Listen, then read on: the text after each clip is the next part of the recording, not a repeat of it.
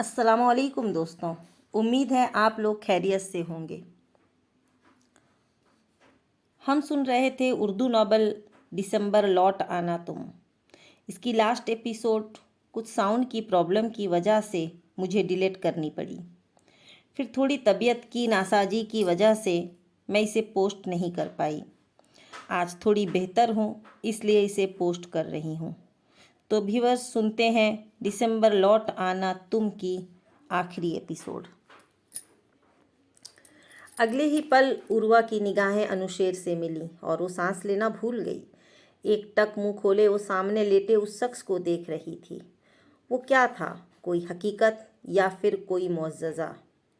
क्या वो वही देख रही थी जो सामने था? क्या सामने लेटा शख्स वही था? ये कैसे हो सकता है? बेयकीनी ही बेयकीनी थी।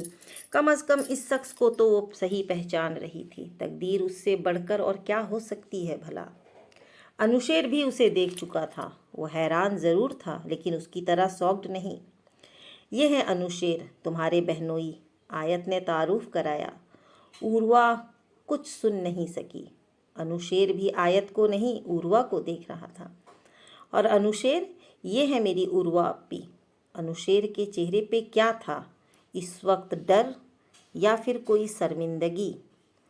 आयत, ये अनुशेर नहीं है, उसने ज़ोर से चिल्ला कर कहा। आयत और अनुशेर दोनों हैरान रह गए।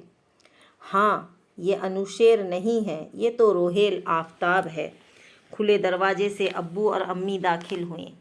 आयत ने पलटकर उन्हें देखा। उसके अब्बू अनुशेर से मुसाफा कर रहे थे, लेकिन अनुशेर उर्वा को देख रहा था।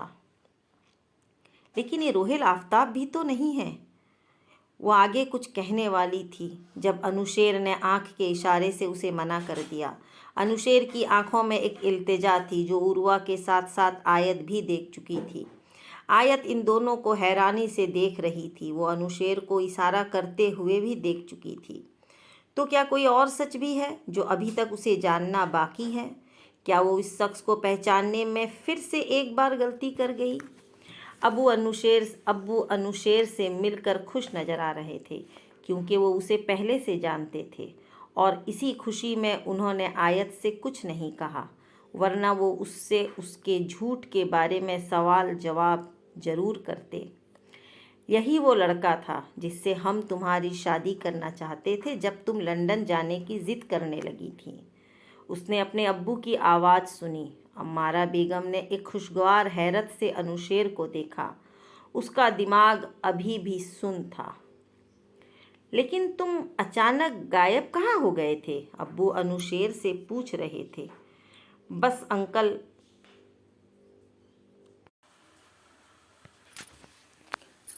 लेकिन तुम अचानक गायब कहाँ हो गए थे? अब्बू अनुशेर से पूछ रहे थे।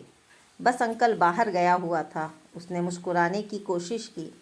आयत उनकी गुफ्तगू से लाताल्लुक़ बैठी थी। वो गाए बगाए चोरी से और उर्वा अप्पी को देख रही थी। उसकी उड़ी हुई रंगत देखकर वो हैरान थी। सबको गुफ्तगू में मगन छोड़कर वो आहिस्ता से बाहर निकल आई। क्या अभी भी कुछ अधूरा था? उर्वा अप्पी अनुशेर को देखकर इतनी हैरान क्यों हुई थी? वो भी हैरान था। क्या वो एक दूसरे को जानते थे पहले से? मगर कैसे? आपी कब मिली थी उससे? वो कैसे जानती हैं अनुशेर को?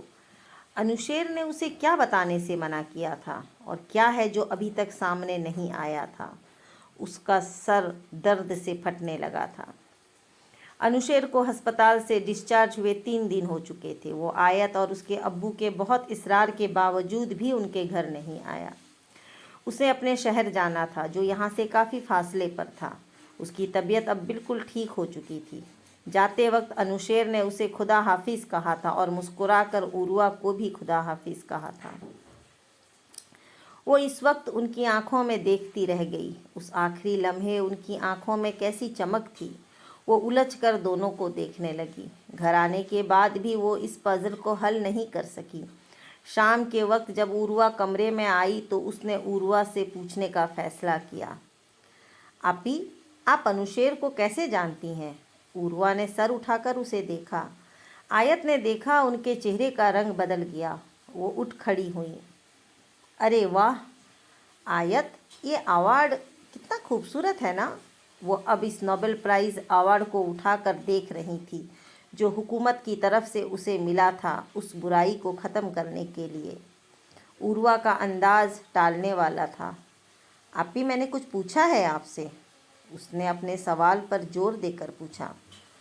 ओ आयत, दरअसल मैं उससे कुछ अरसा पहले ही मिली थी। उर्वा गड़बड़ाई।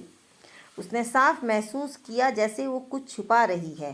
वो बताना नहीं चाह रही थी और उसने भी मज़ीद कुरेदने की कोशिश नहीं की, लेकिन वो मुतमईन नहीं हुई। अनुशेर और आपी उससे कुछ छुपा रहे थे। क्या था जो वो नहीं जानती थी? वो एक बार सब कुछ फिर से सोचने लगी। ऐसे आपी अनुशेर को देखकर सॉक्ड हुई और अनुशेर की भी सेम वही हालत थी, जैसे वो एक दूसरे को पहले से जानते हैं। कोई पुरानी मोहब्बत या फिर कॉलेज के ज़माने का कोई अफेयर, वो समझ नहीं सकी। अनुशेर 2 दिन बाद वापस आ गया था। वो उसे भी कुछ नहीं बता सकती थी। जाहिर है वो भी टाल देता। उस शाम अनुशेर ने उसे मिलने के लिए बुलाया था। वो तैयार हुई। जब वो सीढ़ियाँ उतरकर नीचे जा रही थी तभी प्यास का थोड़ा एहसास हुआ था उसे। वो पानी पीने के लिए किचन में चली गई। उर्वा अपी इस वक्त वहीं रात के लिए डिनर बना रही थी। उसने फ्रिज से पानी की बोतल निकाली। कहाँ जा रही हो आयत? उर्वा ने उसकी तैयारी देख कर पूछा था। वो बोतल का ढक्कन बंद कर रही थी। अनुशेर से मिलने। आपी ने गोश्त कढ़ाई में डाल दिया। एक खुश जायका खुशबू चारों तरफ फैल गई। अच्छा, उसे मेरा सलाम कहना। वो चलते चलते रुक गई। उसने पलटकर आपी को देखा। वो मसरूफ़ नज़र आई। वो किचन से बाहर निकल आई। शाम के वक्त समंदर की साहिल पे वो अनुशेर के साथ थी। अनुशेर अपने हमेशा वाले हुलिये में था। उसने पैंट की जेब में दोनों हाथ डाले हुए थे। आस्तीन कोहनियों तक फोल्ड थी। शाम की आखिरी रोशनी समंदर के पानी में पड़ने लगी। खूबसूरत लहरें उनके पाँवों से टकरा कर वापस पलट रही थी। साहिल समंदर पर इस वक्त काफ़ी लोग थे। उर्वा कैसी है? अचानक अनुशेर ने पूछा। वो चलते चलते रुकी थी। ठीक है, वो आपको सलाम कह रही थी। उसे याद आया। अनुशेर मुस्कुरा दिया। वो उससे पूछ नहीं सकी कि तुम उर्वा को कब से और कैसे जानते हो। अच्छा, उर्वा का नंबर तो मुझे दो जरा। अनुशेर ने जेब से मोबाइल निकाली। वो होंठ भींजे किसी सोच में पड़ गई। फिर उसने अनुशेर को नंबर नोट कराया था। जब रात को वो वापस आई तब भी उर्वा उससे अनुशेर के हवाले से बातें करती रही। वो बड़ी दिलचस्पी से उसकी बातें सुन रही थी, जबकि वो दिलचस्पी से नहीं बता रही थी। मुझे सोना है अप्पी, बेरुखी से कहकर वो कंबल खींचने लगी। उर्वा उसे बस देखती रह गई। अब्बू जमाते इस्लामी के एक जलसे में गए हुए थे। वो वापस आते तो वो उन्हें सब सच बताने का फैसला कर चुकी थी। अब्बू अनुशेर को जानते पहले से थे और वो उसे पसंद भी करते थे। ये रिश्ता सबसे पहले वही लेकर आए थे, लेकिन वो उन्हें अपने और अनुशेर के निकाह के बारे में सब बताना चाहती थी और प्रेगनेंसी के बारे में भी, क्योंकि वो मज़ीद ये बोझ अपने सर पर लेकर नहीं घूम सकती थी। वैसे भी वो अपनी ज़िंदगी की शुरुआत एक झूठ की बुनियाद पर नहीं रखना चाहती थी।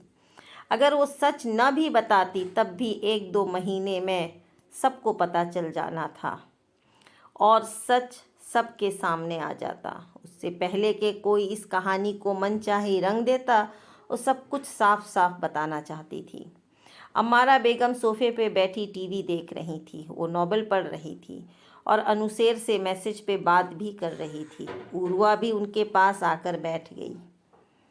उसने एक नज़र उठाकर उर्वा को देखा, फिर नॉवेल की तरफ मुतवज्जा हो गई। अम्मी, मैं क्या कह रही हूँ, क्यों ना आज अनुशेर को रात के खाने पर बुलाएं? अचानक उर्वा बोली। उसने चौंक कर नॉवेल से निगाह हटाई। उसके माथे पर लकीरें नमूदार हुईं। तुम्हारी मर्जी। अमारा बेगम ने कंधे उचकाए। आयत समझ नहीं सकी कि वो उसे खाने पर क्यों बुला रही है और मुजीद हैरत उसे तब हुई جب شام کے وقت وہ کچن میں گھس کر مختلف پکوان خوشی خوشی بنانے لگی۔ وہ وہیں کچن میں اس کی تھوڑی مدد کر رہی تھی اور اس کے چہرے کو بھی دیکھ رہی تھی۔ بریانی اسے بہت پسند ہے، عروہ نے گوشت کاٹ کر بے ساختہ کہا اور پھر ہونٹ کاٹ کر خود ہی شرمندہ ہوئی۔ وہ حیرت سے اسے دیکھنے لگی۔ اس کا مطلب اس نے صحیح سوچا تھا، کوئی پرانا تعلق ضرور تھا، ورنہ اپی کو کیسے معلوم کہ اسے بریانی پسند ہے؟ یہ کوئی ایسی بات تو نہیں تھی جو ہر دوسرے کو پتہ ہوتی۔ یہ تو صرف وہی لوگ جانتے ہیں جو اس کے بہت قریب ہوں۔ وہ اس کے ساتھ لندن میں اتنا عرصہ رہی، اس کے ساتھ نکاح کیا، کیا اسے آج تک یہ نہیں معلوم ہو سکا انوشیر کو کھانے میں کیا پسند ہے اور کیا نہیں؟ اور اپی اتنی آسانی سے یہ سب کیسے کہہ گئیں؟ اس نے انوشیر کو کھانے کے لیے نہیں بلایا، امی کے پاس بھی اس کا نمبر نہیں تھا، تو ضرور عروہ نے ہی اسے میسج کیا ہوگا۔ وہ انوشیر کو دروازے پر ریسیو کرتے ہوئے سوچ رہی تھی، تو اس کا مطلب اپی کا اس کے ساتھ رابطہ رہتا ہے۔ اف، یہ سب کیا ہو رہا تھا؟ انوشیر امی سے عروہ سے بڑے جوش سے ملا۔ عروہ بھی اسے دیکھ کر خوش تھی، لیکن وہ خوش نہیں ہو پا رہی تھی۔ اسے کچھ بھی اچھا نہیں لگ رہا تھا۔ کھانے کے دوران بھی کسی نے اس کے تاثرات پر غور کرنے کی کوشش نہیں کی۔ وہ عروہ کی خوشی کو دیکھتی رہ گئی۔ پہلی بار اسے عروہ کی مسکراہٹ زہر لگی۔ ارے واہ، یہ بریانی تو بڑی زبردست ہے، انوشیر چمچ منہ میں رکھتے ہوئے بولا۔ ہاں، عروہ کھانا بہت اچھا بناتی ہے۔ وہ نگاہیں جھکا گئی۔ اس نے کبھی اچھا کھانا نہیں بنایا تھا، بس گزارے کا ہی بناتی تھی، اور پہلی بار اسے اپنی یہ کمزوری بہت بری لگ رہی تھی۔ زبردست! اگر عروہ نے بنایا ہے تو اس بریانی کو مزیدار تو ہونا ہی تھا۔ اس نے ایک نگاہ انوشیر کو پھر عروہ کو دیکھا۔ دونوں مسکرا رہے تھے۔ چمچ اس کے ہاتھوں سے چھوٹ کر پلیٹ میں جا گرا۔ کھیر کا ذائقہ اچانک کڑوا ہو گیا۔ اس کے سامنے رکھا ہوا کوک کا گلاس مزید سیاہ ہو گیا۔ اس نے گرم چاولوں سے اٹھتے بھاپ کو دیکھا۔ اس بھاپ کے اس پار انوشیر اسے دھندلا دکھائی دیا۔ اچانک اسے سب چیزوں سے نفرت ہونے لگی۔ اس کا دل چاہا وہ سب کچھ اٹھا کر پھینک دے۔ ہر شے سے اسے وحشت ہونے لگی۔ دل میں ایک آگ لگی ہوئی تھی۔ اس نے آگ بجھانے کے لیے کوک کا گلاس اٹھایا۔ انوشیر اور عروہ ابھی بھی مسکرا رہے تھے۔ وہ ان کی نگاہیں دیکھ رہی تھی۔ ان کی ہنسی میں کانٹوں جیسی چبھن تھی، جیسے وہ سب کو بے وقوف بنا رہے ہیں۔ وہ تیزی سے وہاں سے اٹھی اور انوشیر کے سر پر جا کر کھڑی ہو گئی۔ یہ سب کیا ہو رہا ہے؟ تم لوگوں کو کیا لگتا ہے تم اس طرح مجھے بے وقوف بنا لو گے اور مجھے کچھ نظر نہیں آئے گا؟ اور عروہ، تم؟ ڈائن بھی جو ہے نا، وہ 7 گھر چھوڑ کر وار کرتی ہے، اور تم نے اپنی ہی بہن کے شوہر پر قبضہ جما لیا۔ اس نے جنونی انداز میں ٹیبل پہ پڑا ہوا چاقو اٹھایا اور عروہ کے پیٹ میں گھونپ دیا۔ سب اسے دیکھتے رہ گئے۔ اس کے ہاتھ کانپ رہے تھے۔ آیت! اس نے اپنی ماں کی آواز سنی۔ آیت بیٹا، سب ٹھیک تو ہے، تم کانپ کیوں رہی ہو؟ اس کی ماں نے اسے جھنجھوڑا اور وہ حواسوں میں لوٹ آئی۔ عروہ اور انوشیر اسے ہی دیکھ رہے تھے۔ وہ کچھ نہیں بولی۔ سب ویسے کا ویسا تھا۔ وہ ایک خیال تھا۔ اس نے سر جھٹک کر سب کچھ بھلانے کی کوشش کی۔ تم ٹھیک ہو آیت؟ انوشیر کی تشویش بھری آواز اسے سنائی دی۔ ہاں، میں ٹھیک ہوں، وہ بمشکل بول پائی۔ آئی تھنک مجھے ریسٹ کرنا چاہیے۔ وہ وہاں سے اٹھ کر کمرے میں چلی آئی۔ تو کیا میرا شک صحیح تھا؟ وہ سب کچھ ویسے ہی تھا جیسا مجھے نظر آ رہا تھا۔ اتنا بڑا دھوکہ ایک بار پھر سے، اور اس میں عروہ اپی بھی۔ اسے یقین آیا کہ وہ واقعی میں چہرہ نہیں پڑھ سکتی۔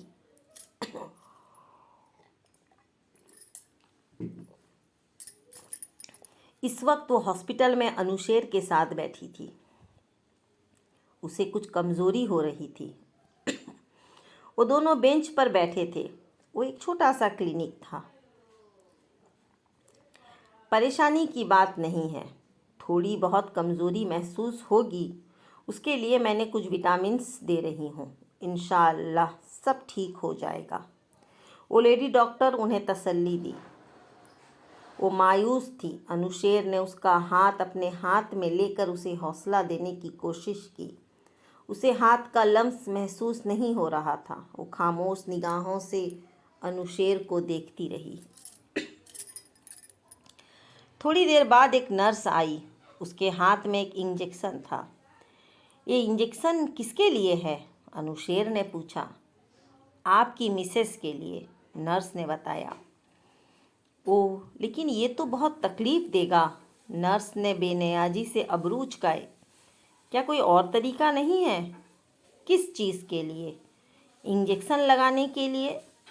انجیکشن تو وینس میں ہی لگانی پڑے گی۔ نرس حیران ہو رہی تھی۔ وہ ان دونوں کی گفتگو سے لا تعلق نظر آ رہی تھی۔ کیا ایسا نہیں ہو سکتا؟ آپ یہ انجیکشن مجھے لگا دیں اور فائدہ انہیں پہنچے؟ نرس چونک کر مسکرا دی۔ آیت نے پہلی بار انوشیر کو دیکھا، جو کافی سنجیدہ لگ رہا تھا۔ یہ انجیکشن آپ کو لگاتی اگر آپ پریگننٹ ہوتے، لیکن آپ کی وائف پریگننٹ ہے تو انہیں ہی لگانی پڑے گی۔ وہ بری طرح جھینپ کر مسکرا دیا۔ نرس بھی مسکرا رہی تھی۔ آیت نے دیکھا یہ مسکرانے کا موقع ہے تو وہ بھی مسکرا دی۔ نرس وینس تلاش کرنے لگی۔ انوشیر نے اس کا دوسرا ہاتھ پکڑ کر زور سے دبایا۔ وہ ڈر رہا تھا، آیت سے بھی زیادہ۔ نرس اب سرنج لگا رہی تھی۔ انوشیر نے آنکھ مینچ لی۔ آیت نے انوشیر کے سینے میں منہ چھپا دیا۔ نرس اپنا کام کر چکی تھی۔ انوشیر نے شکر ادا کیا۔ اب وہ نرس آیت کو ٹیبلٹس کی ٹائمنگ بتا رہی تھی۔ نائس کپل۔ آخر میں جاتے وقت نرس نے تبصرہ کیا۔ وہ جانے کے لیے کھڑی ہوئی جب انوشیر کے موبائل پہ کال آئی۔ وہ کال سننے کے لیے اسے وہاں بیٹھا کر سائٹ پہ چلا گیا۔ وہ حیران تھی۔ ایسا پہلی بار ہوا تھا جب انوشیر اس سے چھپ کر کسی سے بات کر رہا ہو۔ جب وہ واپس آیا تو اس نے پوچھا بھی تھا، کس کی کال تھی؟ ایک دوست کی۔ سادہ سا جواب، نہ سچ تھا نہ جھوٹ۔ انوشیر اپنی کار پہ اسے اس کے گاؤں ڈراپ کر گیا۔ جب وہ گاڑی سے اتر رہی تھی تو اس نے انوشیر سے 1 سیکنڈ کے لیے اس کا موبائل لیا تھا۔ اس نے بنا سوچے سمجھے موبائل اس کے ہاتھوں میں دے دیا تھا۔ وہ کال لاگ اوپن کرنے لگی۔ سب سے پہلے عروہ کا نمبر تھا۔ اس نے کرب سے ہونٹ بھینج لیے۔ اب کوئی سچ باقی نہیں تھا۔ سب کچھ سامنے تھا۔ وہ بے جان قدموں کے ساتھ لاؤنج تک آئی اور پرس پھینک کر صوفے پر گرنے والے انداز میں بیٹھ گئی۔ اس کے چہرے پہ صدیوں کی تھکان نظر آ رہی تھی۔ آپ نے کبھی کسی سے محبت کی ہے؟ رات سونے سے پہلے اس نے اپی سے پوچھا تھا۔ وہ جواباً حیران ہو کر اسے دیکھنے لگی تھی۔ محبت؟ کیوں پوچھ رہی ہو تم؟ بس یوں ہی، اس نے نگاہیں چرائی۔ یوں ہی کیوں؟ آخر کوئی تو وجہ ہوگی۔ عروہ کو شاید اس پر شک ہونے لگا تھا۔ وہ ظاہر نہیں کرنا چاہتی تھی کہ وہ حقیقت تک رسائی حاصل کر چکی ہے۔ بس ویسے ہی پوچھ لیا، مطلب کالج میں، یونیورسٹی میں کبھی کوئی پسند آیا ہو یا اسے آپ پسند آئی ہو؟ وہ سوچ سوچ کر بول رہی تھی۔ نہیں، ایسا کچھ بھی نہیں ہوا۔ مجھے کالج یونیورسٹی میں کبھی کسی سے محبت نہیں ہوئی، اور اگر کسی کو مجھ سے ہوئی ہے تو میں نہیں جانتی اس بارے میں۔ چلو اب سو جاؤ۔ عروہ نے لائٹ کو آف کر دیا۔ یہ اس بات کی طرف اشارہ تھا کہ اسے مزید بات نہیں کرنی اس ٹاپک پر۔ وہ بھی سونے کے لیے لیٹ گئی۔ چہرے پر گہری اداسی کے نشان تھے۔ اگلی صبح جب وہ بیدار ہوئی تو عروہ اسے بیڈ پہ نظر نہیں آئی، لیکن اسے حیرت نہیں ہوئی، کیونکہ وہ صبح جلدی اٹھ کر سب کے لیے چائے ناشتہ بناتی تھی۔ وہ گھر کے کاموں میں سست تھی۔ عمارہ بیگم کئی بار اس سے کہتی بھی تھیں، لیکن اسے گھر کے کاموں میں کبھی دلچسپی محسوس نہ ہو سکی۔ نومبر کے آخری دن چل رہے تھے۔ سردیوں کی آمد شروع ہو چکی تھی۔ कंबल हटाकर वो वॉशरूम में गई। मुंह धोते हुए आईने के सामने खड़ी लड़की को वो नहीं पहचान सकी। आंखें काफ़ी सुर्ख थी। वो बरसों पुरानी मरीज लग रही थी। तौलिए से मुंह साफ करती वो नाश्ते के लिए नीचे चली आई। नाश्ता वो एक साथ नहीं करते थे। अब्बू चूँकि अक्सर बाहर होते थे और अम्मी कभी जल्दी तो कभी देर से करती थी, और वो दोनों भी अपनी अपनी मर्ज़ी से नाश्ता करती थी। वो उमूमन नाश्ता किचन में ही करती थी, और आज भी हस्बे मामूल वो किचन की तरफ चली आ रही थी जब अंदर से आती उर्वा की आवाज़ सुनकर उसके कदम रुक गए। आपसे मिलकर मैं बहुत खुश हुई थी। वो किसी से फ़ोन पे बात कर रही थी। उस दिन जब मैंने आपको हॉस्पिटल में देखा था तो मुझे यकीन नहीं आया कि मैं आपको देख रही हूँ।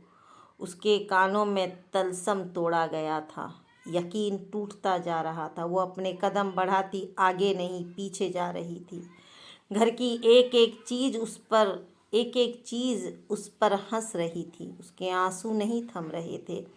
वो खुद एक बार फिर लंदन के उस भयानक जंगल में खुद को देख रही थी जहाँ पूजा ने उसे तन्हा छोड़ा था, या उस क्लब के शराबज़दा कमरे में बंद जहाँ माइकल ने उसे बंद कर दिया था। उसे लगा वो खौफनाक मंजर एक बार फिर से आंखों के सामने आ गया हो। वो कब्र जैसी ज़िंदगी उसका पीछा नहीं छोड़ने वाली थी। ये कैसी हकीकत थी जो वो खुली आंखों से देख रही थी। बहन का रिश्ता तो कितना अजीम होता है। जब यही रिश्ता ही भरोसे के काबिल नहीं तो इंसान किस पर भरोसा करे। आज रिश्ते अपना एतबार खो रहे थे। वो वापस कमरे में आकर औंधे मुंह लेट गई। बात कुछ और है। क्यों नहीं बता रहे वो उसे? आखिर क्या छुपा रहे हैं? क्या अनुशेर इसलिए उस पे तरस खा रहा है कि वो प्रेग्नेंट है? ऐसे में ऐसी कोई तकलीफ़ नहीं देनी चाहिए उसे। लेकिन अनुशेर ऐसा कैसे कर सकता है मेरे साथ? वो मुझे इतनी बड़ी तकलीफ़ कैसे दे सकता है? वो तो बहुत प्यार करता है मुझसे। वो रोते हुए सोच रही थी। हो सकता है अप्पी से वो बहुत पहले से मोहब्बत करता हो, और फिर वो एक दूसरे से नाराज़ हो गए हों, या फिर बिछड़ गए हों, और तब उसे मैं मिली और वो मुझसे मोहब्बत करने लग गया। और आज बरसों बाद अप्पी उसे फिर मिल गई होंगी। वो खुश होगा, और मेरा क्या? अब इस आँख मिचोली के खेल को ख़त्म हो जाना चाहिए। अब उसे साफ साफ सब पता करना ही होगा। ये सब आखिर है क्या?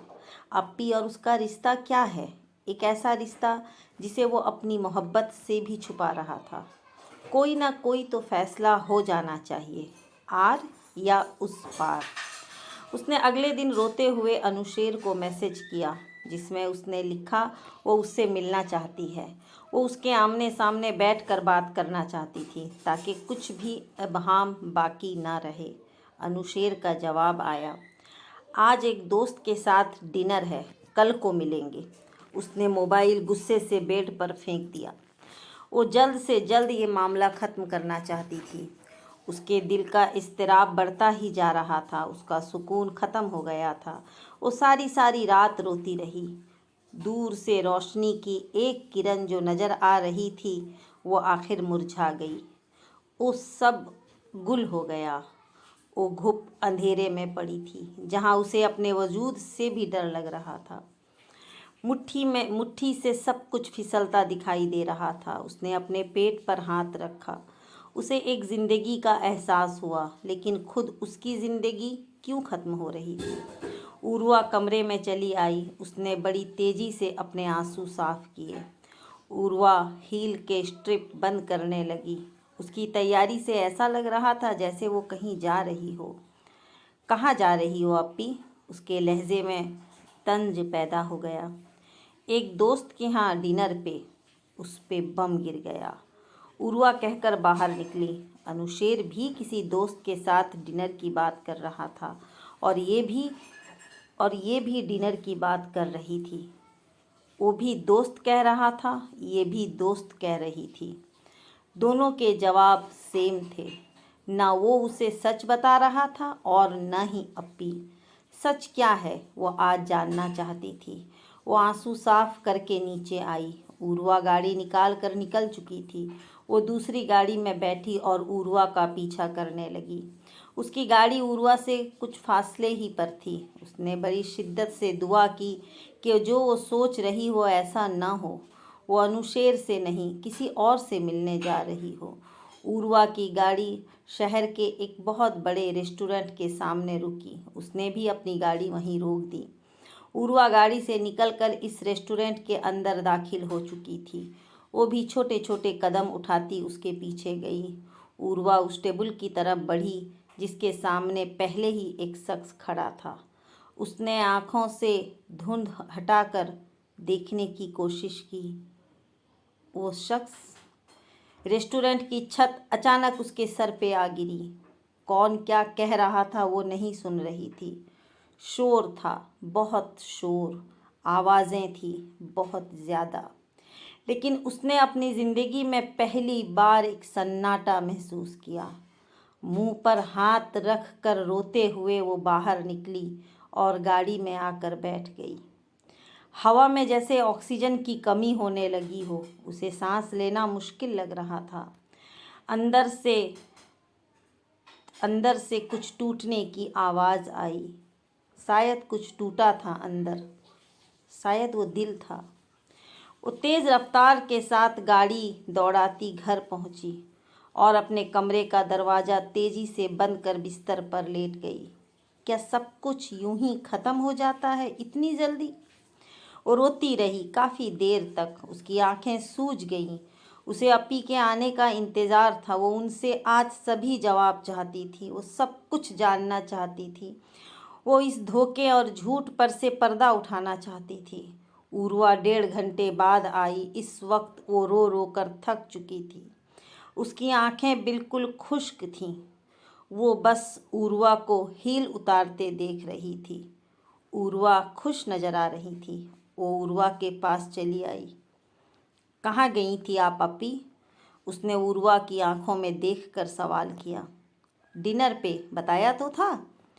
किसके साथ किया था आपने डिनर? उसके लहजे में तलखी घुल गई। एक दोस्त था। उर्वा ने झूठ नहीं बोला। कहीं इस दोस्त का नाम अनुशेर रज़ा तो नहीं था? उर्वा के चेहरे पे एक रंग आया। उसने निगाहें चुराईं, अलबत्ता जवाब नहीं दिया। मैंने कुछ पूछा है। जिसके साथ आप डिनर करके आई हैं वो अनुशेर ही है ना? वो हिज़यानी अंदाज में चिल्लाई।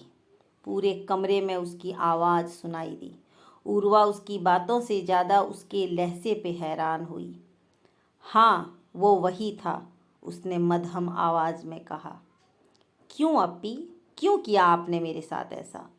मैं तो आपकी सगी बहन थी ना। फिर कोई अपनी बहन के साथ ये सब करता है? वो रोते हुए उर्वा से शिकवा करने लगी। नहीं आयत, ऐसा कुछ भी नहीं है। उर्वा सफाई देने की कोशिश कर रही थी। झूठ मत बोलें, मैं सब कुछ अपनी आँखों से देख और सुन चुकी हूँ। लेकिन आयत, मेरी बात तो सुनो। आप लोग मेरी आँखों में धूल झोंक रहे हो। आपको क्या लगता है मुझे कुछ पता नहीं चलेगा? आयत, ऐसा नहीं है मेरी जान। वो नहीं सुन रही थी। उस दिन हॉस्पिटल में भी अनुशेर ने आपको इशारा करके बताने से मना किया था और मैंने आपको फ़ोन पर उससे बातें करते हुए भी सुना था। क्या सब झूठ है? नहीं नहीं, तुम गलत समझ रही हो आयत। मेरी बात तो सुनो। मैं गलत समझ रही हूँ? सब अपनी आँखों से देख चुकी हूँ मैं। झूठ बोलने की कोशिश भी मत करें। लेकिन आयत, 1 मिनट, मेरी बात तो सुनो। लेकिन आयत, 1 मिनट, मेरी बात तो सुनो। मुझे कुछ नहीं सुनना। बताओ, क्या है तुम दोनों के बीच में? कब से है तुम दोनों का ये? उसकी बात पूरी नहीं हुई थी कि उर्वा ने एक ज़ोरदार थप्पड़ उसके गालों पे मार दिया। उर्वा का चेहरा गुस्से से लाल हो चुका था। उर्वा को देखते हुए पहली बार आयत को एहसास हो रहा था कि वो फिर कुछ गलत समझ बैठी है। चुप करो, बंद करो अपनी बकवास। कब से बोले जा रही हो? तुम ऐसा सोच भी कैसे सकती हो? वो मेरे छोटे भाई जैसा है।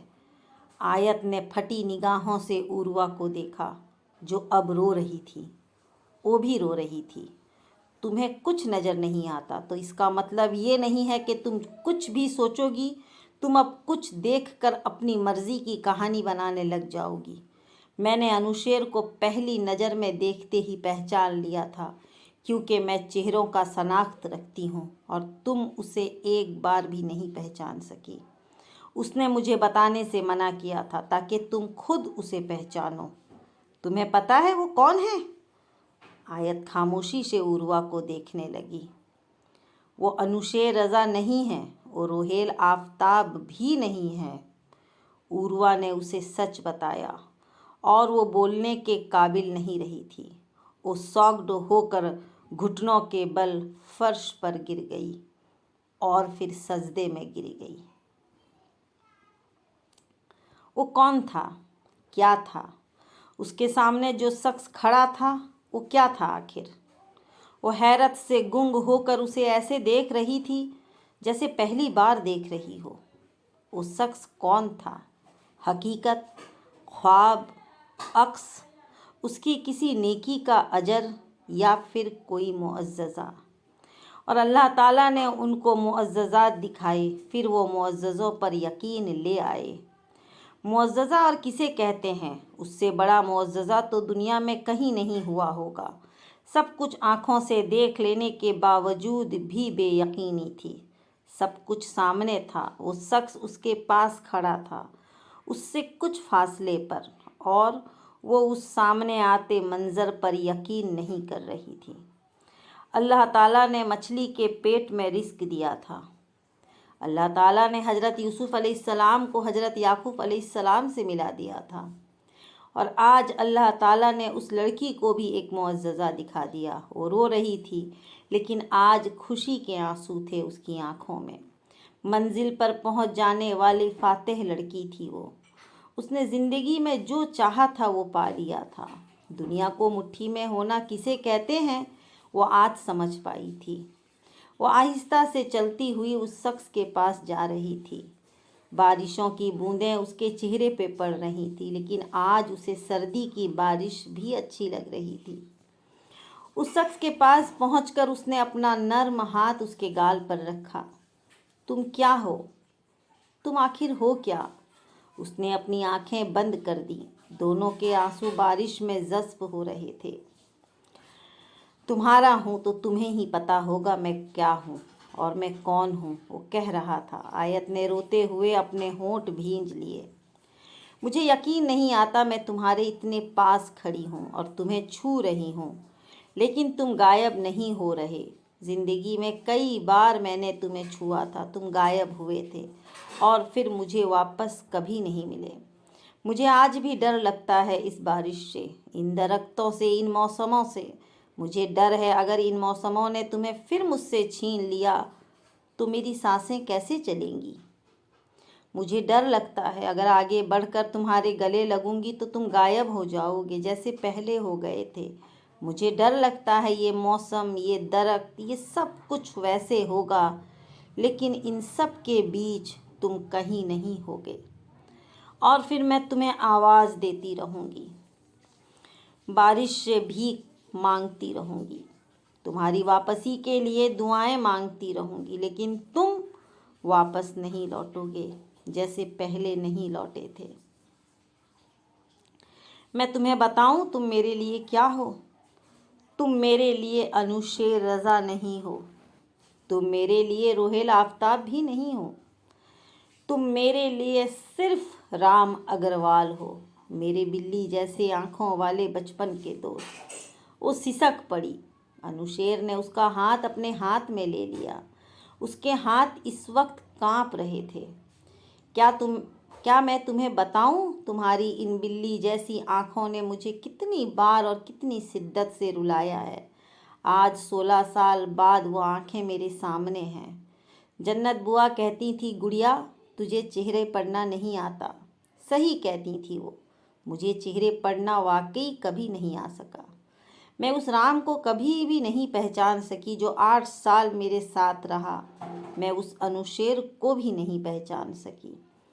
16 سال. کیا تمہیں معلوم ہے 16 سال کتنے ہوتے ہیں؟ اور ان 16 سالوں میں نے تمہیں کتنی بار یاد کیا، کتنی بار برف کے گھر بناتے ہوئے تمہیں آواز دی، کتنی بار تمہیں پہاڑوں پر ڈھونڈتی رہی. سب کچھ وہیں تھا، وہ برف، وہ پہاڑ، وہ دسمبر، وہ جھولا، وہ آم کا درخت، لیکن تم نہیں تھے. اس نے اپنے ہاتھ انوشیر کی گرفت سے آزاد کیے. تمہیں میرے ساتھ ایسا نہیں کرنا چاہیے تھا، اس طرح مجھے چھوڑ کر نہیں جانا چاہیے تھا. وہ میرے بچپن کے دن تھے، میری زندگی کے 8 سال. 8 سال جس لڑکے کے ساتھ میں کھیلتی رہی، جس کے ساتھ لڑتی رہی، وہ اچانک غائب ہو گیا تو میرے دل پہ کیا گزری ہوگی. وہ لڑکا جو میرے ساتھ گڑیا کھیلتا تھا، جب وہ نہیں تھا تو کیا ان گڑیوں نے اسے نہیں پکارا تھا؟ وہ آم کا درخت، وہ جھولا، وہ سب کچھ تمہیں آواز دیتا رہ گیا، لیکن تم یوں غائب ہوئے کہ کبھی مڑ کر نہیں دیکھا. وہ روتے ہوئے مدھم آواز میں کہہ رہی تھی. انوشیر اسے دیکھے جا رہا تھا. ہر طرف بارش کا شور تھا. ٹھیک ہے، میں تم سے لڑتی تھی، تمہیں پسند نہیں کرتی تھی، لیکن میں نے یہ تو کبھی نہیں چاہا تھا کہ تم اس طرح سے سب ختم کر کے غائب ہو جاؤ. تمہیں سوچنا چاہیے تھا، لیکن تم نے مجھ سے ضد باندھ لی تھی. اب دوبارہ کبھی گڑیا کو اپنی شکل نہیں دکھاؤ گے. ہر روز اسکول جاتے وقت وہ برف کے ٹکڑے مجھ سے پوچھتے تھے، بتاؤ تمہاری بلی جیسی آنکھوں والا دوست کہاں ہے؟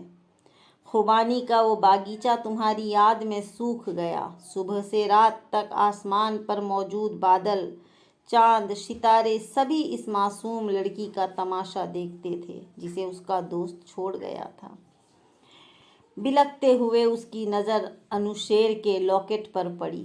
وہ اسے پہلے بھی کئی بار دیکھ چکی تھی، لیکن آج اس نے اس لاکٹ کو پہچان بھی لیا. یہ وہی لاکٹ تھا جو اس دن برف میں کھیلتے ہوئے کھو گیا تھا، جسے انوشیر نے اٹھا لیا تھا اور ایک شرط پر واپس دینے کی حامی بھری تھی.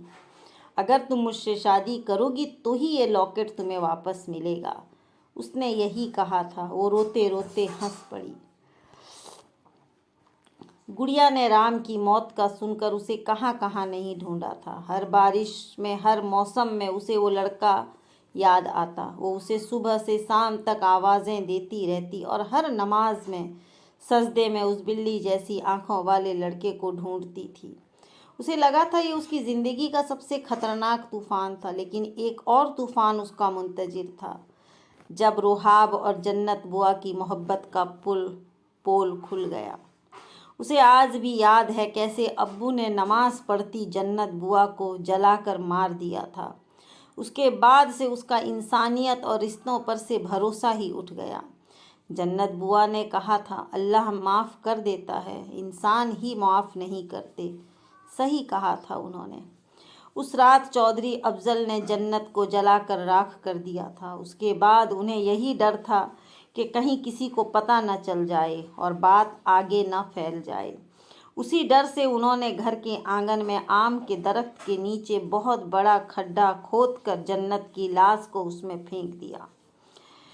دادی امارہ بیگم رو رو کر اسے روکنے کی کوشش کرتے رہے، لیکن ان پر جنون سوار تھا.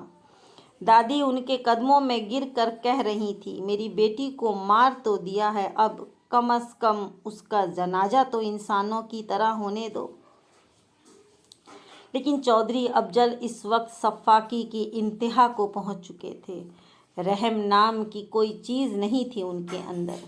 گڑیا اپنے ابو کو دیکھتی رہ گئی. انسانوں کے ظلم کی کہانی اس کی ننھی آنکھوں کے سامنے تھی. اس نے نہیں سوچا تھا انسان اتنے ظالم ہوتے ہیں. وہ کیسے برداشت کر سکتی تھی کہ یک کے بعد دیگرے حادثات. پہلے اس نے رام کو کھو دیا تھا، پھر جان سے عزیز جنت بوا کو. ان کی ایک ایک نصیحت، ایک ایک بات یاد آنے لگی تھی اسے. وہ ساری رات روتی رہی اور جانتی تھی اسے زندگی بھر رونا ہے. جنت بوا کو وہ کبھی نہیں بھلا سکے گی. زندگی اتنی ظالم تھی، لمحے بھر پہلے جنت بوا کتنی خوش تھیں اور ایک لمحے بعد سب ختم ہو گیا۔ یہ دسمبر کا مہینہ اس کے لیے بہت اذیت ناک ثابت ہوا۔ اسی دسمبر نے پہلے اس سے اس کے دوست کو چھینا تھا، پھر دوسری دوست کو۔ وہ تو رو رو کر بھی تھک چکی تھی۔ ان دونوں کے غم کا ازالہ اس کے آنسو تو کبھی نہیں کر سکتے تھے۔ اسے بہت دکھ ہوا اور بہت غصہ آیا اپنے ابو پہ۔ یوں کیسے وہ کسی کی جان لے سکتے ہیں؟ ان کی نظروں میں زندگی کی یہی قیمت ہے؟ اتنی معصوم اور پیاری لڑکی کو کتنی آسانی سے موت کے گھاٹ اتار دیا تھا انہوں نے۔ رام کے معاملے میں وہ بے بس تھی، لیکن جنت، ان کے ساتھ جو ناانصافی ہوئی تھی، ان کا بدلہ وہ کیسے چکاتی؟ وہ چھوٹی سی معصوم بچی اس وقت کر بھی کیا سکتی تھی؟ اس رات وہ سبھی گھر والے روتے رہے، ماتم کرتے رہے، لیکن جو چلی گئی تھی وہ تو کبھی بھی واپس نہیں آئی۔ چودھری افضل نے سختی سے سب کو ہدایت کی تھی، یہ بات کی کہ کسی کو نہیں بتائی جائے گی۔ لیکن گڑیا نے اگلے ہی دن پولیس کے نام ایک چھوٹا سا خط لکھ کر ڈاک خانے میں ڈال دیا اور چوری سے گھر واپس چلی آئی۔ اس نے خط میں صرف یہی لکھا کہ ان کے گھر میں قتل ہوا ہے۔ اس خط میں اس نے اپنا نام ظاہر نہیں کیا تھا۔ شام کے وقت پولیس آئی تھی۔ انہوں نے گھر والوں سے کچھ باتیں پوچھی۔ چودھری بھی وہیں تھے۔ گھر والے سب کچھ جانتے ہوئے بھی خاموش تھے۔ چودھری نے امارا بیگم کو طلاق دینے کی دھمکی دی تھی اور دادی اپنے اکلوتے بیٹے کی محبت میں مجبور تھیں۔ بچے ویسے ہی ڈرے ہوئے تھے ان سب چیزوں سے۔ کسی نے زبان نہیں کھولی۔ پولیس اس شام وہاں سے یہ کہہ کر چلی گئی کہ وہ اگلے دن پھر آئیں گے تفتیش کے لیے۔ چودھری کے اوسان خطا ہو گئے۔ انہوں نے سوچا نہیں تھا کہ یہ سب ہوگا۔ انہیں گھر والوں پہ شک نہیں تھا۔ انہوں نے سوچا کہ آس پاس کسی نے اس گھر سے چیخوں کی آوازیں سنی ہوں گی اور اس نے ہی پولیس کو اطلاع دی ہوگی۔ یہ خبر ان کے لیے نہایت خطرناک تھی اور یہاں رہنے کے لیے بہت بڑا مسئلہ بن سکتا تھا۔ اسی رات انہوں نے اس گاؤں کو چھوڑ دینے کا فیصلہ کیا۔ سبھی گھر والے روتے روتے سامان پیک کر رہے تھے۔ گڑیا اور عروج نے بھی اپنا سامان پیک کیا۔ یہ گڑیا کے لیے تیسری قیامت تھی۔ گڑیا جانتی تھی اب سب کچھ ختم ہو رہا ہے۔ بلی جیسی آنکھوں والا جنت بوا، اس کا بچپن، برف کا وہ علاقہ، آم کا درخت، وہ جھولا، سب کچھ پیچھے چھوٹ رہا تھا۔ گڑیا نے اس گھر سے نکلتے وقت ایک آخری بار اس درخت کو دیکھا جس کے نیچے جنت دفن تھی۔ اسے درخت کے نیچے ایک خوشبو کا احساس ہوا۔ اس کی آنکھوں سے بہت سارے آنسو بہہ رہے تھے۔ وہ جا رہی تھی، لیکن خود کو وہیں چھوڑ کر، اپنا سب کچھ وہیں چھوڑ کر۔ اس رات اندھیرے میں سب اس گاؤں سے نکلے تھے۔ برف باری بھی جاری ہو چکی تھی۔ اس نے آسمان کی طرف روتے ہوئے دیکھا۔ دسمبر، چاہے جتنے بھی آنسو بہاؤ، میں تمہیں کبھی معاف نہیں کروں گی۔ تم نے مجھ سے میرا سب کچھ چھین لیا۔ اس رات ایک خوبصورت گھرانہ ختم ہو گیا۔ پرندے یوں اڑے کہ کبھی لوٹ کر نہیں گئے۔ گڑیا کا خوبصورت آشیانہ بکھر گیا تھا۔ چودھری انہیں لے کر ایک اور گاؤں آ گیا تھا۔ یہ اس گاؤں سے کافی دور تھا۔ یہاں چودھری صاحب کے کچھ دوست رہتے تھے۔ 2 دن وہ ان کے یہاں رہے۔ تیسرے دن چودھری نے ایک عالیشان بلڈنگ اپنے نام کرا لیا۔ پیسہ ہو تو کچھ بھی ناممکن نہیں، اس بات سے کوئی فرق نہیں پڑتا پیسہ کس طرح اور کن ذرائع سے آ رہا ہے۔ اس کے بعد ان کی ایک نئی زندگی شروع ہو گئی، جہاں کوئی برف کا گھر نہیں تھا، جہاں کوئی بلی جیسی آنکھوں والا نہیں تھا، کوئی لیکچر دینے والی جنت چودھری نہیں تھی۔ وہاں تو کچھ بھی نہیں تھا۔ پورا گھر اداس تھا، سب کچھ یاد آ رہا تھا۔ ماضی کو اور گزرے لمحوں کو بھلانا اتنا آسان نہیں تھا۔ یوں اس طرح سب کچھ چھوڑنا آسان نہیں تھا۔ دادی سارا دن روتی رہتی تھی۔ کبھی انہیں رام یاد آ جاتا تو کبھی اپنی بیٹی جنت۔ وہ کچھ نہیں بھول پا رہی تھی۔ اپنی بیٹی سے شاید انہیں اتنی محبت تھی کہ ان کے جانے کے 4 مہینے بعد وہ بھی سب کچھ چھوڑ کر رخصت ہو گئی۔ गुड़िया का दर्द कम होने की बजाय बढ़ता जा रहा था। कोई मामूली नुकसान नहीं हुआ था उस लड़की का। उसने सब कुछ खो दिया था, अपना सब कुछ। वो स्कूल जाने लगी थी, उरूज भी उसके साथ थी, लेकिन कुछ भी पहले जैसा नहीं था। वो बर्फ़ वाला स्कूल, वो ज़िंदगी यहाँ नहीं थी। उसे अपने अब्बू से नफ़रत थी। उनकी वजह से उसने अपना सब कुछ खो दिया था। उसने सोचा था वो बड़ी होकर ज़िंदगी में कभी उनसे पूछेगी ज़रूर कि मुझसे मेरा सब कुछ छीन कर आपको मिला क्या। उर्वा, जिसे जन्नत बुआ हमेशा प्यार से उरूज कहती थी, उनका कहना था ये हमेशा उरूज पर रहेगी। और आयत, जिसे जन्नत गुड़िया कहा करती थी, क्योंकि वो थी ही एक खूबसूरत गुड़िया जैसी। लेकिन जब वो ही नहीं रही थी तो उसके दिए हुए नाम भी मिट गए। वक्त सबसे बड़ा मरहम होता है, इंसान के हर जख्म को भुला देता है। वो भी जवानी में कदम रख चुकी थी, लेकिन कुछ चीज़ें भूलना आसान नहीं होता। यादें धुंधला जरूर गई थी, लेकिन ख़त्म नहीं हुई थी। सब भूल सकते हैं, लेकिन वो कभी नहीं भूली थी। वो हर नमाज, हर सजदे में राम को मांगती। उसे यकीन था वो मर चुका है। उस दिन जो हड्डियाँ मिली थी वो राम और मधु की ही थी, लेकिन उसके दिल में ये सोच हमेशा से थी कि वो तो सिर्फ हड्डियाँ थी, और हड्डियों से ये तो शनाख्त नहीं होती कि कौन किसकी लाश है। वो हर नमाज में जन्नत के लिए दुआ करती। वो उसकी ज़िंदगी थी जिसने उसे ज़िंदगी के हर मोड़ पर कभी गिरने नहीं दिया था। जन्नत के सिखाए हुए सबक आज भी उसके दिल में महफूज थे। वो हमेशा उसके दिल में ज़िंदा थी और ज़िंदा रहती। उन्हीं दिनों अपने दोस्तों से लंदन का जिक्र वो हमेशा सुनती थी, और तब से ही उसमें लंदन को देखने और लंदन में पढ़ने का शौक़ बेदार हुआ। वो लंदन गई। दूसरे दिन वो अनुशेर से मिली।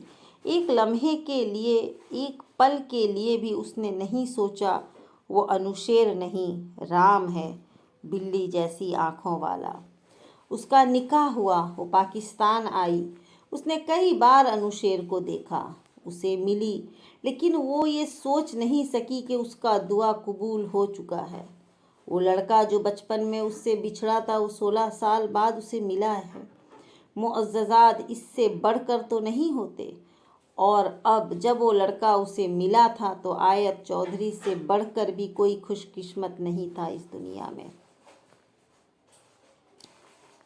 उस रात माँ मुझे लेकर आपके घर आई थी, एक रात के लिए, लेकिन तुम्हारे अब्बू ने हमें पनाह देने से इनकार कर दिया था। मेरी माँ रो रो कर एक रात की पनाह मांगती रही, लेकिन तुम्हारे अब्बू को रहम नहीं आया। फिर वो मुझे लेकर जब घर पहुँची तो उनके हाथों से अनजाने में मेरे बाप का कत्ल हो गया। माँ मुझे लेकर एक जंगल में आई थी। वो जंगल बहुत ख़तरनाक था, लेकिन माँ ने बहादुरी के साथ मुझे वहाँ से निकाला। शुरुआत में हमें काफ़ी मुश्किलात का सामना करना पड़ा। माँ ने एक मुसलमान घराने में काम करना शुरू किया था। वो एक अच्छा घराना था, बहुत ख्याल रखने वाला। माँ को इस बात पे कभी पछतावा नहीं हुआ कि उन्होंने इस्लाम कबूल करके गलती की है। वो खुश थीं अपने फ़ैसले से। वो दोनों पार्क में बेंच के ऊपर बैठे थे। बारिश अभी भी बरस रही थी, लेकिन उसमें वो ज़ोर नहीं था जो पहले था। वो अब आहिस्ता आहिस्ता बरस रही थी। आयत ने अपना सर अनुशे के सीने पे रखा हुआ था। वो उसके गिर्द बाजुओं फैलाए हुए था और उसे अपनी गुज़श्ता ज़िंदगी की दास्तान सुना रहा था। तुम कहती हो तुम्हें मुझसे मोहब्बत है, लेकिन मुझे तुमसे मोहब्बत नहीं गुड़िया, मुझे तुमसे इश्क है। तुम कहती हो तुमने मुझे पल पल याद किया, और मैंने भी तो हर सांस में तुम्हें याद किया है। जब मैं बड़ा हुआ तो मेरी एक बैंक में जॉब लग गई। माँ ने मुझे अच्छी से अच्छी तालीम दिलवाई, इसलिए कि कोई मसला पेश नहीं आया जॉब के लिए। जॉब के बाद मैंने घर, गाड़ी, सब कुछ हासिल कर लिया, लेकिन तुम ही नहीं थी कहीं पे। माँ ने मुझसे कुछ भी छुपाने की कोशिश नहीं की। उन्होंने मुझे माजी के तमाम हक़ाइक़ों से आगाह कर दिया। उन्होंने मुझे इस्लाम के बारे में भी बताया। वो अगर न भी कहती तब भी मैं इस्लाम कबूल कर लेता, کیونکہ یہ ایک خوبصورت دین ہے اور مجھے فخر ہے کہ میں مسلمان ہوں۔ ماں کو میں نے آپ کے بارے میں بھی بتایا، ان کی آنکھوں میں خوشی کے آنسو آ گئے۔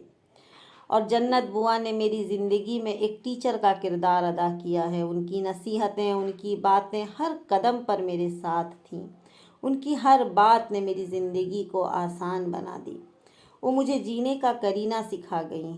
میں انہیں آخری سانس تک نہیں بھلا سکوں گا۔ سب سے پہلے میں نے تمہیں یونیورسٹی میں دیکھا تھا۔ اس دن یونیورسٹی میں میرا پہلا دن تھا، جب تم اپنی ایک سہیلی کے ساتھ بیٹھی تھی۔ ایک لمحے کے لیے بھی مجھے پہچاننے میں غلطی نہیں ہوئی کہ وہ سامنے بیٹھی لڑکی گڑیا ہے، جس سے میں نے محبت کی، جسے چاہا تھا، وہ میرے سامنے تھی۔ وہ لمحہ قیامت کا تھا۔ تمہیں نہیں معلوم، لیکن اس وقت تمہیں پہلی بار دیکھ لینے کے بعد میں سجدے میں گر گیا تھا، اسی یونیورسٹی میں۔ مجھے اس دن سب مل گیا تھا۔ 16 سال کوئی چھوٹا عرصہ نہیں ہوتا۔ کہنا آسان ہے، لیکن 16 سال میں 5840 دن ہوتے ہیں۔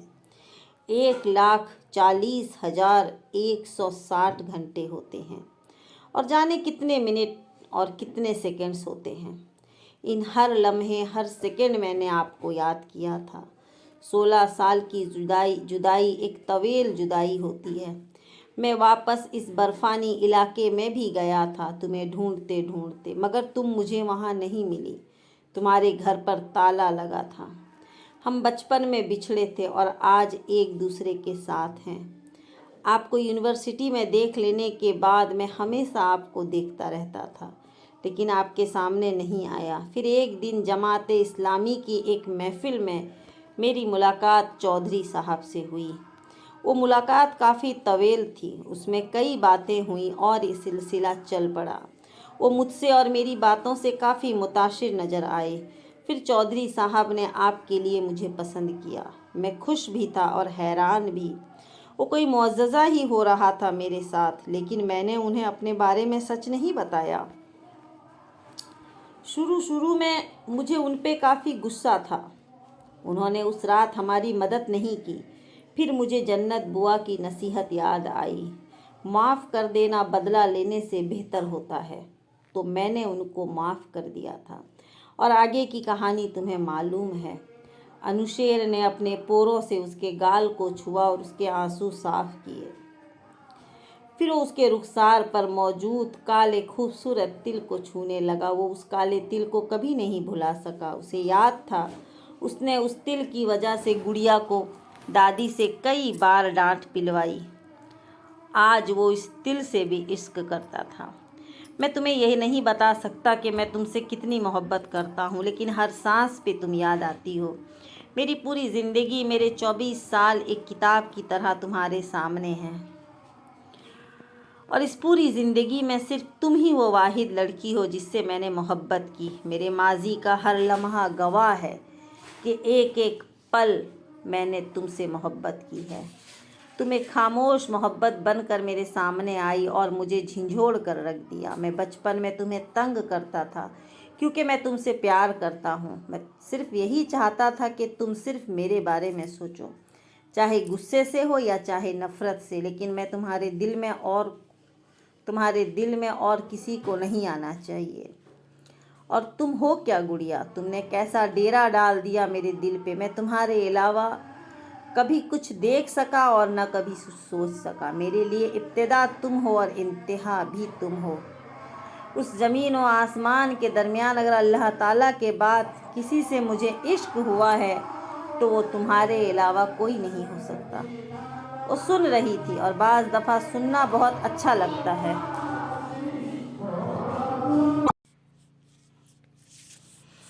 تم میرے لیے ہو کیا؟ دل کے اندر جہاں تمہاری رسائی ہے، وہاں کسی اور انسانی رشتے کی پہنچ نہیں ہے۔ جب میں نے اسلام قبول کیا تھا تو سب سے پہلے عمرہ کے لیے گیا۔ اس دن سعودی عرب کی سرزمین پر قدم رکھتے ہی میں نے اللہ تعالیٰ سے معافی بعد میں مانگی اور تمہیں پہلے مانگا۔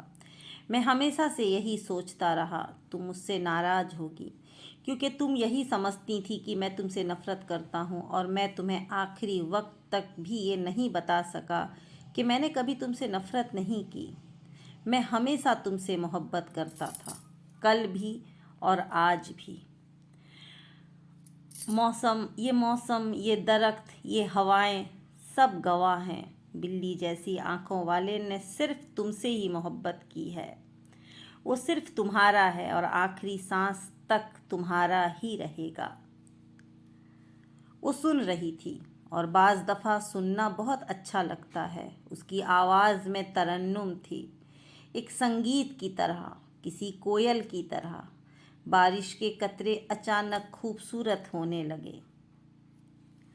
آیت نے سر اٹھا کر اس کی آنکھوں میں دیکھا، گہری سنہری خوبصورت آنکھیں اور خوبصورت ہونٹ۔ اس شخص نے اسے بہت رلایا تھا، اور اس شخص کی محبت پر اسے کبھی بے یقینی نہیں تھی۔ جو شخص ایک ہی لڑکی سے 24 سال تک محبت کر سکتا ہے، اس کی محبت پر تو وہ کبھی بدگمان نہیں ہو سکتی۔ اس نے انوشیر کے ہاتھ کو اپنے ہاتھ میں لیا اور اپنا سر ایک بار پھر اس کے سینے پر رکھ دیا۔ اس کی سانسوں کی خوشبو اس کے سانسوں میں اتر رہے تھے۔ انوشیر نے اسے اپنے مضبوط باہوں کی زنجیر میں جکڑ لیا۔ ہم نے روہیل کے ساتھ تمہارا نکاح کرنے کا فیصلہ کیا ہے۔ رات کے وقت چودھری افضل اس کے کمرے میں آئے اور انہوں نے آیت کو اپنا فیصلہ سناتے ہوئے کہا۔ آیت سپاٹ چہرے کے ساتھ کھڑی ہو گئی۔ آپ کو پتہ ہے وہ کون ہے ابو؟ اس نے ہاتھ باندھ کر اعتماد کے ساتھ اپنے باپ کی آنکھوں میں دیکھا۔ چودھری صاحب کی آنکھوں میں الجھن کے تاثرات ظاہر ہوئے، جیسے پوچھ رہے ہو، کون ہے وہ؟ مدھو کا بیٹا۔ کون مدھو؟ چودھری صاحب کو فوری طور پر یاد نہ آ سکا۔ مدھو اگروال، بچپن میں جو ہماری پڑوسن تھیں۔ اس نے اپنے ابو کے تاثرات دیکھے، جن میں پہلے حیرت، پھر ناگواری اور غصہ تھا۔ وہ خاموشی سے ان کے بدلتے رنگ کو دیکھ رہی تھی۔ اس کافر عورت کا بیٹا؟ وہ حقارت سے چلائے۔ وہ اسلام قبول کر چکا ہے ابو، آیت نے بتایا۔ لیکن ہے تو وہ ایک کافر کا بیٹا ہی نا۔ مدھو بھی اسلام قبول کر چکی ہے، اس لیے وہ مسلمان ہے۔ وہ کافر ہی ہیں، اس بات سے کوئی فرق نہیں پڑتا کہ انہوں نے اسلام قبول کیا ہے یا نہیں۔ ان کا اشتعال بڑھتا جا رہا تھا۔ فرق پڑتا ہے ابو، کیوں فرق نہیں پڑتا؟ یہ بات معنی نہیں رکھتی کہ انہوں نے کب اسلام قبول کیا ہے۔ اصل بات یہ ہے انہوں نے اسلام قبول کر لیا ہے اور وہ مسلمان ہیں۔ اس کے اعتماد میں کوئی کمی نہیں آئی تھی۔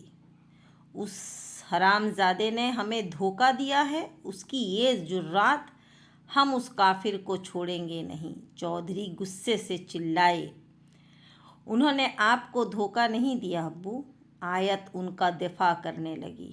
تم تو چپ ہی رہو، اب ہم تمہارا نکاح اس کے ساتھ کبھی نہیں کریں گے۔ انہوں نے غصے سے آیت کو دیکھا۔ مجھے بھی نہیں کرنا نکاح، کیونکہ میں اس کے ساتھ نکاح کر چکی ہوں، اب صرف رخصتی باقی ہے۔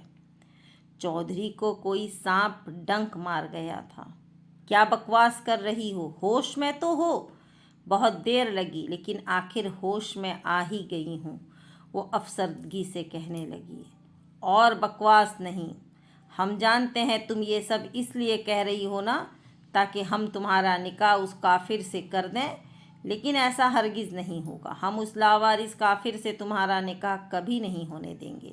جماعت اسلامی میں ہمارا ایک بہت بڑا نام ہے، ہم ساری زندگی محنت کر کے ہم نے وہ سب کچھ حاصل کیا ہے، اس نام کو ہم اتنی آسانی سے خراب نہیں ہونے دیں گے، سنا تم نے؟ انہوں نے انگلی اٹھا کر آیت کو دکھائی۔ آپ کو کس بات پر اعتراض ہے؟ وہ کافر ہے یا آپ کا بہت بڑا نام ہے؟ اگر وہ غریب ہوتا اور ایک اچھا سچا مسلمان ہوتا تب ہمیں اتنے اعتراضات نہ ہوتے، لیکن اب ہم اس بات کو کبھی تسلیم نہیں کریں گے۔ وہ اچھا مسلمان نہیں ہے ابو، تو کیا آپ اچھے مسلمان ہیں؟ آیت نے استہزائیہ انداز میں پوچھا۔ وہ دنگ رہ گئی، जिंदगी में पहली बार उनकी बेटी उनके रूबरू आकर उनसे सर उठाकर सवाल कर रही थी।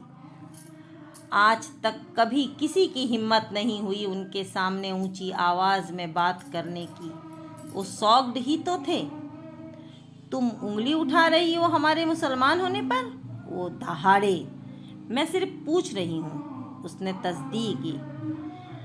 हम तुम्हें बताने के रवादात नहीं हैं, समझी? हम एक अच्छे मुसलमान हैं, पूरी दुनिया जानती है। आज तक किसी की भी हिम्मत नहीं हुई हम पर उंगली उठा सके। अल्हम्दुलिल्लाह, जमाते इस्लामी में हमारा ऊंचा मकाम है, एक अलग पहचान है। चौधरी साहब तफाकर से बताने लगे। मैं ये नहीं पूछ रही कि आपका कितना बड़ा नाम है। जमाते इस्लामी में लाखों मेंबर्स हैं, सबकी एक पहचान है, लेकिन मैं उनका नहीं पूछ रही। मैं सिर्फ आपसे सवाल कर रही हूँ कि क्या आप एक अच्छे मुसलमान हैं?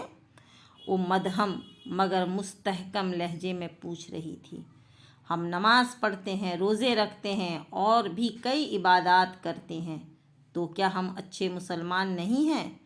नमाज, रोज़े ये सब कई लोग करते हैं, लेकिन उसका मतलब ये तो नहीं कि सब अच्छे मुसलमान हैं। पता है क्यों?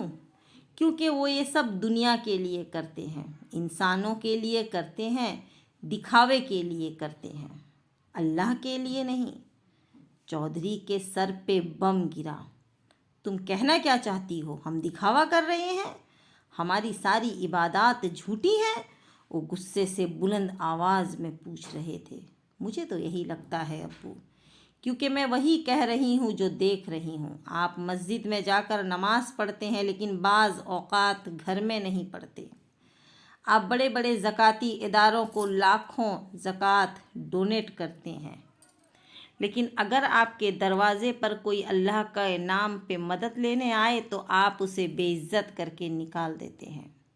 लोगों को दिखाकर आप लाखों खर्च करते हैं, जबकि अल्लाह के लिए 1 रुपया भी नहीं देते। आप पूरी दुनिया के सामने अपनी इबादत का खुला एतराफ़ करते हैं। आज मैंने नमाज़ पढ़ी, आज मैंने रोज़ा रखा, फ़लाँ गरीब की मदद की। अच्छे और सच्चे मुसलमान छुप कर अल्लाह की इबादत करते हैं, यूँ सरेआम सबके सामने अपनी नेकियों के बारे में ढोल नहीं बजाते। कहते हैं अगर अल्लाह की राह दो तो यूँ दो कि बाएं हाथ को भी खबर ना हो। लेकिन आप अगर किसी को 1000 रुपया भी दें तो प्रेस, मीडिया, न्यूज़पेपर सब पे इश्तिहार लगवाते हैं। आप कहते हैं मधु और अनुशेर अच्छे मुसलमान नहीं हैं। मेरी नज़र में तो आप भी एक अच्छे मुसलमान नहीं हैं। तड़ाक! एक जन्नाटेदार थप्पड़ की आवाज़ पूरे कमरे में गूंज उठी, क्योंकि चौधरी उसकी बेलगाम ज़ुबान रोकने के लिए बस यही कर सकते थे। वो लड़की उनकी सारी इबादत, सारी नेकियां मिट्टी में मिला रही थी कुछ ही सेकंडों में। तुम कौन होती हो हमसे सवाल करने वाली? क्या तुम खुद बड़ी नेक लड़की हो? हम अपनी पूरी ज़िंदगी जमाते इस्लामी में गुजार चुके हैं, क्या हमें मालूम नहीं होगा? कल की पैदा हुई लड़की जिसके मुंह से दूध की बू आती है, वो हमें दीन सिखाएगी? लंदन से 2-4 किताबें क्या पढ़कर आई हो तुम हमारी इबादत पर उंगली उठाने लग गई? तुम अपना इल्म अपने पास रखो। एक काफिर लड़के के लिए तुम हमसे बहस कर रही हो, वो जिसके दीन ईमान का पता न हो। हमने अपनी पूरी ज़िंदगी अल्लाह की राह में गुजारी है, कौन सी नेकी है जो हमने नहीं की? सबकी मदद करते हैं। अगर हमारे दरवाज़े पर कोई सवाली आए तो उसे खाली हाथ नहीं लौटाते हम। आयत ने तेज़ी से उनकी बात काटी। तो उस रात जब मधु आपके पास पनाह मांगने आई थी तो उसकी मदद क्यों नहीं की आपने? उसे क्यों खाली हाथ लौटाया? उस वक्त आपका दीन कहाँ था? वो एक काफिर औरत थी, इसलिए हमने उसकी मदद नहीं की, वो दुरुस्ती से कहने लगे। लेकिन जब वो आई थी तो इस्लाम कबूल कर चुकी थी, तब तो वो मुसलमान थी, तब क्यों मदद नहीं की आपने उसकी? वो औरत इस्लाम के लिए सब कुछ छोड़कर जा रही थी और सिर्फ एक रात के लिए आपके पास पनाह मांगने आई थी अब्बू। اس نے کوئی جائیداد، کوئی بنگلہ نہیں مانگا تھا، صرف ایک رات گزارنے کی اجازت مانگی تھی۔ کیا ہو جاتا اگر آپ اس کی مدد کرتے؟ ایک رات اسے پناہ دینے سے آپ کی جائیداد میں کون سی کمی آ جاتی؟ بقول آپ کہ وہ مسلمان نہیں تھی، لیکن آپ تو مسلمان تھے نا۔ ایک مسلمان ہونے کے ناطے کیا آپ کا یہی فرض تھا کہ ایک مجبور عورت کو آپ دھکے مار کر گھر سے نکال دیں؟ وہ آپ سے اللہ کے نام پہ مدد مانگ رہی تھی، مذہب کے ناطے نہ صحیح، پڑوسی کے ناطے نہ صحیح، انسانیت کے ناطے بھی نہ صحیح، کم از کم اللہ کے نام پر تو اس کی مدد آپ کر ہی سکتے تھے نا۔ وہ آپ سے رحم کی بھیک مانگ رہی تھی، لیکن آپ کو رحم نہیں آیا۔ اگر وہ اللہ سے یا در مصطفیٰ سے مانگتی تو کیا وہ بھی اسے یوں مجبور عورت کو دھکے مار کر ٹھکرا دیتے؟ وہ آپ کے قدموں میں گری تھی ابو، آپ کو یہ حق نہیں تھا کہ آپ اسے دھکے دیتے۔ آپ نے اس کی مدد نہیں کی تو کیا اللہ نے بھی اس کی مدد نہیں کی؟ جو عورت اللہ کے لیے نکلی تھی اور اللہ تعالیٰ خوفناک جنگل میں خطرناک جانوروں کے بیچ کیا اسے زندہ نہیں نکالا تھا؟ میں چودھری صاحب کے پاس الفاظ ختم ہونے لگے تھے۔ یہ لڑکی واقعی ان کی نیکیاں خراب کر رہی تھی۔ چپ کرو، اس معاملے میں مجھ سے بحث مت کرو، بس تم خاموش ہو جاؤ۔ ان کے الفاظ میں بے رفتگی تھی، جیسے اب بولنے کے لیے کچھ بچا ہی نہ ہو، پھر بھی وہ اپنا دفاع کر رہے تھے۔ ٹھیک ہے، اس معاملے کو یہیں ختم کریں۔ ایک سادہ سا سوال آپ سے، جنت بوا کو کیوں قتل کیا آپ نے؟ چودھری کا وجود پر کھچے سے اڑا دیا گیا۔ وہ راز جو زندگی میں وہ دفن کر چکے تھے، وہ سب کچھ سامنے آ گیا تھا ایک بار پھر۔ آیت ہاتھ باندھے ان کے جواب کی منتظر تھی۔ نام مت لو اس کا، وہ بے غیرت لڑکی تھی۔ وہ دانت چبا کر غصے سے بولے۔ تو کیا آپ غیرت مند ہیں؟ دوسرا بم پھٹا۔ چودھری کو لگا تھا کہ وہ کسی عدالت میں کھڑے ہیں اور سامنے کھڑی لڑکی ایک وکیل ہو جو ان سے تمام حساب لینا چاہتی تھی۔ بے شرم، بے غیرت، تم مجھے اپنے باپ کو بے غیرت کہہ رہی ہو؟ اللہ کے غضب سے ڈر نہیں لگتا تمہیں؟ ان کی زوردار آواز پورے کمرے میں گونج اٹھی۔ آپ کو ڈر لگا تھا اللہ کے غضب سے؟ وہ ان سے بھی بلند آواز میں چلائی۔ بتائیں کیوں کیا آپ نے ایسا؟ کیونکہ وہ تھی ہی اس قابل۔ اس بے غیرت نے ہماری عزت کا جنازہ اٹھا دیا تھا۔ وہ غیرت کے نام پر قتل کی گئی۔ اس نے جو گناہ کیا تھا اسے اس کی سزا ملی۔ ان کا غصے سے برا حال ہو رہا تھا، چہرہ لال ہو چکا تھا۔ آپ کون تھے سزا دینے والے؟ آپ خدا تو نہیں تھے۔ آپ کو یہ اختیار کس نے دیا تھا کہ آپ کسی کو سزا یا جزا دیں؟ اس نے صرف ایک غلطی کی، آپ وہ بھی معاف نہیں کر سکے۔ آپ نے اس کی بھی سزا دی، یہ جانتے ہوئے بھی کہ آپ خود ایک انسان ہیں اور آپ بھی گناہ کر سکتے ہیں اور آپ نے بھی کیے ہوں گے۔ کیا آپ نے زندگی میں کبھی کوئی گناہ نہیں کیا؟ اللہ جو ہم سب سے بڑا ہے، وہ دن کو ہزاروں غلطیاں معاف کرتا ہے، تو آپ کیوں نہیں کرے؟ کیا حق تھا آپ کو جنت یا جہنم دینے کا؟ چودھری صاحب بول نہیں سکے۔ حلق سے زبان کھینچ لینے کی طاقت رکھتی تھی وہ لڑکی۔ ہر جواب دم توڑنے لگا تھا۔ آیت کی آنکھوں میں آنسو تھے اور آنسو کے اس پار جنت کی تصویر تھی۔ اس رات آپ کے ظلم سے آسمان کانپ رہا تھا، لیکن آپ کا دل نہیں کانپا۔ وہ لڑکی نماز پڑھ رہی تھی اور آپ نے اللہ تعالیٰ کی عبادت کرتی ہوئی اس لڑکی کو قتل کر دیا تھا۔ اور آپ بات کرتے ہیں کافر اور مسلمان کی؟ انوشیر مسلمان نہیں تھا، لیکن اس نے اپنی زندگی اللہ کی مرضی سے گزاری، اور آپ سچے اور اچھے مسلمان ہونے کا دعویٰ کرتے ہیں، پھر بھی آپ نے وہ کام کیا جسے کرتے ہوئے کافروں کا بھی دل کانپ جائے۔ جنت بوا نے ساری زندگی اللہ تعالیٰ کی مرضی سے گزاری، کبھی کوئی گناہ نہیں کیا۔ دل جو ان کے بس میں نہیں تھا، محبت ہو گئی تھی۔ انہوں نے کچھ غلط نہیں کیا، اپنی حدیں پار نہیں کی، ان کی محبت پاک تھی، پر آپ نے تو اسے بھی غلاظت میں ڈبو دیا۔ روز محشر اللہ تعالیٰ بھی میزان میں ایک طرف نیکیاں اور ایک طرف گناہ ڈالتے ہیں، لیکن آپ نے اس کے ایک گناہ کو دیکھا، آپ کو اس کی کوئی نیکی، کوئی اچھائی نظر نہیں آئی؟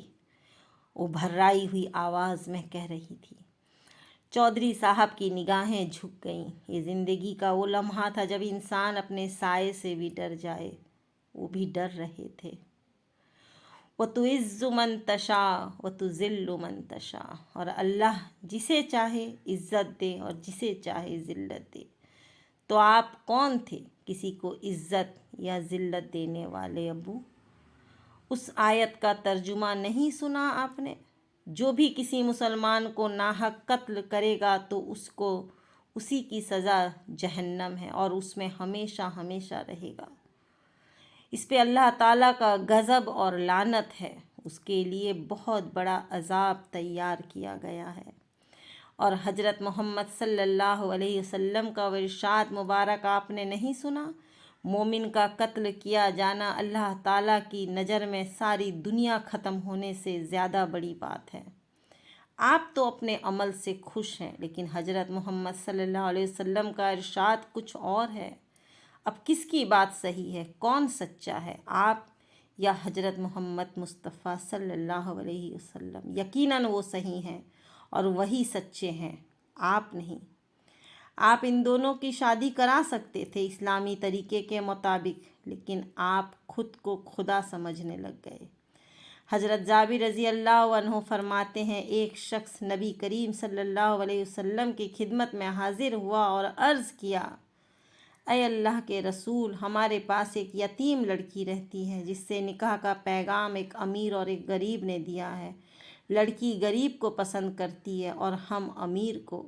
آپ صلی اللہ علیہ وسلم نے ارشاد فرمایا، دو محبت کرنے والوں کی شادی کروانے سے بہتر اور کیا بات ہو سکتی ہے؟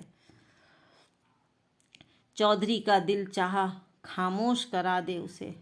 اس کی باتیں تیر بن کر ان کے دل میں اتر رہی تھی، وہ ان کے وجود کو زخمی کر رہی تھی۔ غیرت، اتنے بڑے گاؤں کے اتنے بڑے چودھری کی غیرت یہی تھی کہ نماز پڑھتی ایک لڑکی کا قتل کر دیا؟ وہ تب جب نہ وہ اپنی صفائی میں کچھ کہہ سکتی تھی اور نہ ہی اپنے دفاع کر سکتی تھی۔